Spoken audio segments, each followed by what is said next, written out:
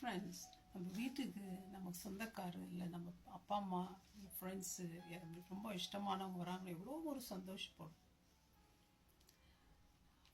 அவங்க நம்மளை விட்டு போயிட்டாங்களா ரொம்ப கஷ்டப்படும் இல்லையா? அதே மாதிரி தான் ஏசுநாதர் கூட வானத்துக்கு எடுத்துக்கொள்ளப்பட போகிறாரு. அதெல்லாம் அவங்களுக்கு சொல்லணும் சீஷர்கிட்ட. அவர் போய் ஒலிவ மலையில் உட்கார்றாரு. அப்போ சீஷர்கள் போய் அவர்கிட்ட கேட்குறாங்க, ஆண்டவரே நீங்கள் எடுத்துக்கொள்ளப்பட பிறகு என்ன நடக்கும், நீங்கள் வர்றதுக்கு முன்னாடி எங்களுக்கு சொல்லுங்கள் அப்படின்னு கேட்குறாங்க. அப்போ ஆண்டவர் அவங்களுக்கு சொல்கிறாரு, மத்தேயுல 4ஆம் வசனத்தில் ஆண்டவர் சொல்கிறாரு, ஒருவனும் உங்களை வஞ்சியாதபடிக்கு எச்சரிக்கையாரு. நிறைய பேர் ஏமாந்துட்டு இருக்கிறாங்க. ஏசு இங்கே இருக்கிறாரு, நான் தான் ஏசு, நான் தான் அற்புதம் செய். ஏன்னா ஆண்டவர் என்னன்றாரு, என்னில் அநேகர் வந்து என் நாமத்தை தரித்து கொண்டு நானே கிறிஸ்து என்று சொல்லி வஞ்சிப்பார்கள். நான் தான் இயேசுன்னு நிறைய பேர் சீட் பண்ணுவாங்கன்னு ஆண்டவர் சொல்கிறார். யுத்தங்களின் செய்திகளையும் கேள்விப்படுவீர்கள், கலங்காதபடிக்கு எச்சரிக்கையாருங்கள். இவைகளெல்லாம் சம்பவிக்க வேண்டியவைகளே. ஆனாலும் இதெல்லாம் பார்த்துட்டு முடிவு உடனே வராது. ஜனத்துக்கு விரோதமாய் ஜனமும் ராஜ்யத்துக்கு விரோதமாய் ராஜ்யமும் எழும்பும். பஞ்சங்களும் கொள்ளை நோய்களும் பூமி அதிர்ச்சிகளும் பல இடங்களில் உண்டாகும். அதுதான் நம்ம கேட்குறோம் காதால. எர்த்குவேக் ஒவ்வொரு இடத்துலையும் ஏற்படுது. முன்னாடியெல்லாம் 4.5 தான் ஆகும்.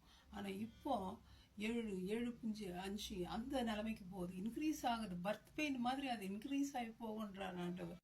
இதெல்லாம் என்னத்துக்கு ஆரம்பமா? வேதனைகளுக்கு ஆரம்பம். அப்பொழுது உங்களை உபத்திரவங்களுக்கு ஒப்பு கொடுத்து உங்களை கொலை செய்வார்கள். என் நாமத்தின் நிமித்தம் நீங்கள் சகல ஜனங்களாலும் பகைக்கப்படுவீர்கள். நிறைய பேர் பகைக்கிறாங்களேன்னு நிறைய பேர் என்ன பண்ணுவாங்களா, இடர்ல அடைந்து போவார்கள். ஒருவரை ஒருவர் காட்டி கொடுத்து ஒருவரை ஒருவர் பகைப்பார்கள். அது இல்லாமல் கள்ள தீர்க்கதரிசிகள் எழும்பி நான் தானோ ஆண்டவர் சொன்னார், என் வாயில தான் சொன்னார் அப்படின்னு நிறைய பேரை வஞ்சிப்பாங்க. அக்கிரமம் பெருக பெருக அன்பு என்ன பண்ணும், தனிந்து போகும். ஒருத்தர்கிட்டயும் அன்பு இருக்காது. இவைகள் எல்லாம் நடக்கும். ஆனால் முடிவு பரிந்தும் நிலை நிற்பவனே பாக்கியவான் ஆண்டவர். அவனே ரட்சிக்கப்படுவான். ராஜ்யத்தின் எந்த சுவிசேஷம் எங்குமுள்ள ஜாதிகளுக்கும் சாட்சியாக பிரசங்கிக்கப்படும். அப்பதான் முடிவு வரும்ன்ற ஆண்டவர். நிறைய நாள், மோர் தென் 2000 years ஆண்டவர் என்ன பண்ணாரு, ஜனங்களுக்கு நிறைய டைம் கொடுக்குறாரு. மனம் திரும்ப, அவரை நம்ப, அவரை விசுவாசிக்க, பாவத்திலிருந்து விடுதலை பெற. ஆனா மக்கள் என்ன பண்ண மாட்டேங்கிறாங்க, கேட்க மாட்டேறாங்க. ஆண்டவர் நியாயம் தீர்க்க நியாயாதிபதியா வரப்போறார், ராஜாவா வரப்போறார். நம்ம நினைக்கலாம், நம்ம சொல்லலாம், நான் செத்து போயிட்டேன், இதுக்கு மேலே செத்த பிறகு யாரை பார்க்க முடியும், யார் என்ன நியாயம் தீர்க்க முடியும். ஆனால் வேதம் என்ன சொல்லுதுன்னு தெரியுங்களா? நான் படிக்கிறேன், மரித்தவர்களும் செத்தவங்க எல்லாம் உயிரோடு எழுந்து வரணும்.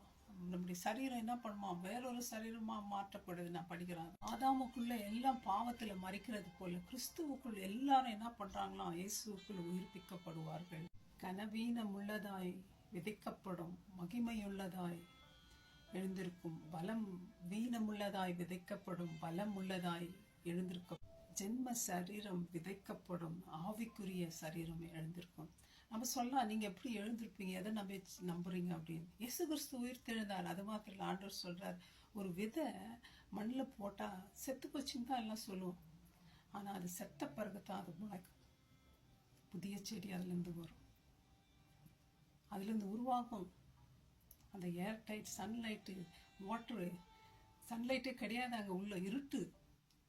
அந்த தண்ணி காற்று இல்லாத அந்த இதுலேயும் முளை வந்து மேலே செடியாக வருது.